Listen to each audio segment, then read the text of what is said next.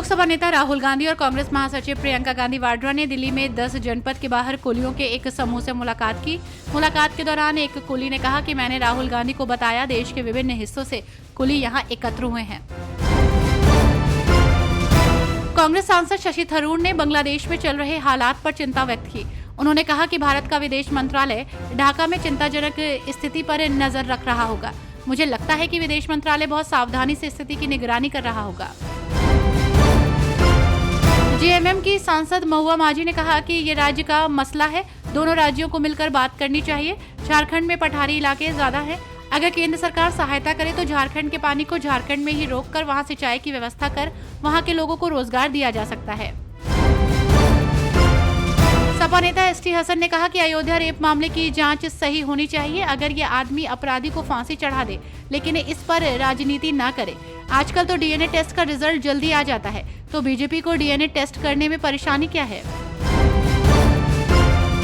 MCD में 10 alderman को नामित करने की दिल्ली के उपराज्यपाल की शक्ति को बरकरार रखने के सुप्रीम कोर्ट के फैसले पर प्रतिक्रिया व्यक्त करते हुए आप सांसद संजय सिंह ने कहा कि यह फैसला लोकतंत्र की भावना के खिलाफ है।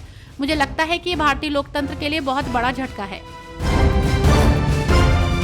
अयोध्या सामूहिक दुष्कर्म मामले पर प्रतिक्रिया देते हुए समाजवादी पार्टी के सांसद अवधेश प्रसाद ने कहा कि ये घटना बेहद शर्मनाक है और आरोपियों को फांसी दी जानी चाहिए।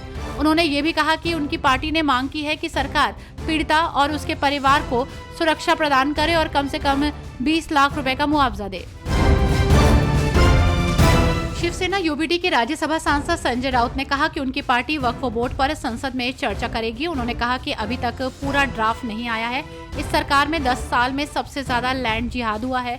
राउत का ये बयान ऐसे समय सामने आया जब सरकार वक्फ बोर्ड को नियंत्रित करने वाले 1995 के कानून में संशोधन की तैयारी कर रही है। बांग्लादेश की प्रधानमंत्री शेख हसीना को अपनी कुर्सी छोड़ने के साथ ही देश भी छोड़ना पड़ा है। पीएम पद से इस्तीफा देने के बाद वो चॉपर में सवार होकर ढाका से निकली। वो कहां गई या कहां जा रही हैं, इसकी फिलहाल कोई जानकारी नहीं है। आपको बता दें कि भारत बांग्लादेश का सबसे करीबी सहयोगी रहा है। शेख हसीना के इस्तीफे के बाद आर्मी चीफ ने एक अंतरिम सरकार बनाने का ऐलान किया है। बांग्लादेश में जारी हिंसा और तख्तापलट की स्थिति के बाद भारत में भी हाई अलर्ट जैसी स्थिति है। वहीं पड़ोसी मुल्क में हिंसक प्रदर्शन और अंतरिम सरकार बनने पर पश्चिम बंगाल की मुख्यमंत्री ममता बनर्जी का भी बयान सामने आया। उन्होंने लोगों को अफवाहों से बचने की सलाह दी। उन्होंने नेताओं से भड़काऊ टिप्पणियां न करने की अपील की है।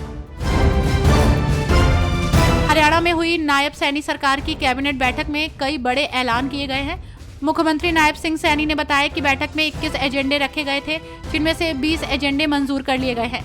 इससे एक दिन पहले ही 24 फसलों को एमएसपी पर खरीदने की घोषणा की गई थी, जिसे मंजूर कर लिया गया है।